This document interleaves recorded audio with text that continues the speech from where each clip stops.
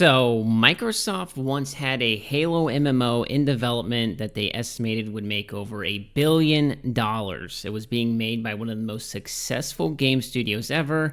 It was set in one of the coolest time periods in Halo lore, and it got canceled not because it would fail, but because one guy wanted his bonus check on time. My name's HOLLOWTIDE, and today we're going to be taking a look at Project Titan, the canceled Halo MMO by Ensemble Studios. Remember, if you enjoy Halo content, make sure you subscribe. I could be your third favorite Halo YouTuber, and I'm grinding away towards 20,000 subs by the end of this year. I don't think that we're going to hit it, but you can prove me wrong. So first off, you need to know who Ensemble Studios was, because that studio was an absolute unit, full of legends. This was a team that was behind Age of Empires, one of the biggest RTS franchises ever. They also made Age of Mythology and a game you may have heard of, Halo Wars. Ensemble Studios never released a game that sold less than 3 million copies. Seems like every single game they touched was a hit, and Microsoft bought them for $100 million in 2001, knowing that they were getting a money printing machine.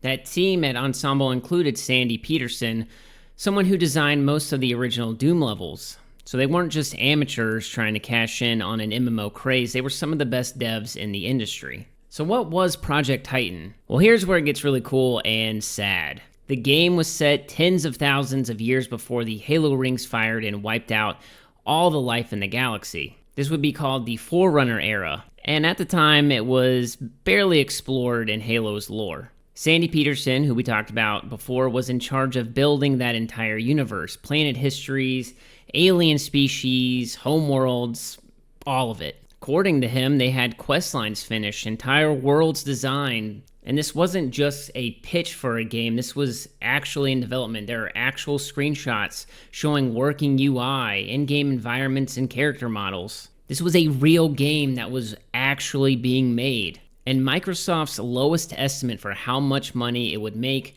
was $1 billion.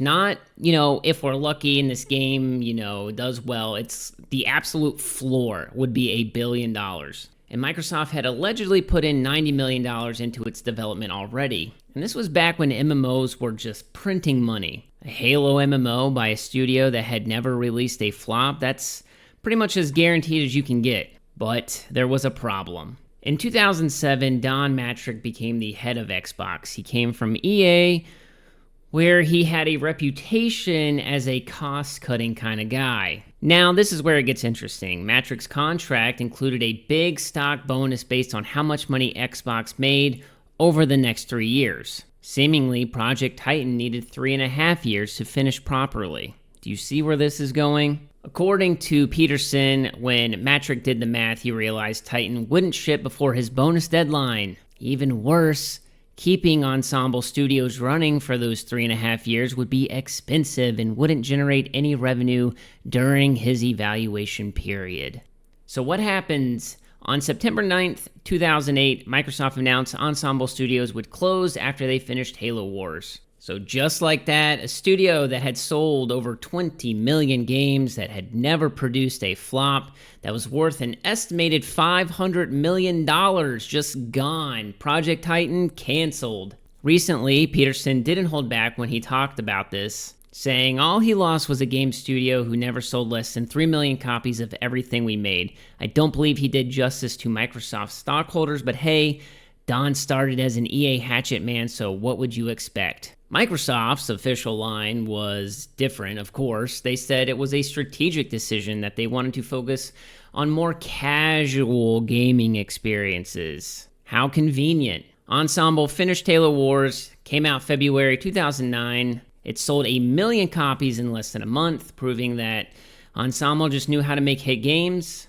and then they shut down for good. Now, what happened to Don? Well, he stayed on as the head of Xbox, and you probably remember him from that Xbox One reveal in 2013, the always online disaster. If you don't have internet, just, keep playing your Xbox 360. He then left Microsoft shortly after that and became the CEO of Zynga. And from what I can tell, that also didn't go so well. So just looking back, what did we actually lose? We lost out on a Halo MMO set in one of the coolest time periods, made by one of the best studios in the industry. We lost a chance to explore that era. We lost all that lore and world building. We lost out on a game that could potentially have pushed Halo into a completely new fan base. And we didn't lose it because it was bad, or that it was not going to make any money, or because there wasn't a player base for it. We lost it because of people caring more about their bonuses. So the story of Project Titan is basically everything wrong with how big game companies sometimes operate.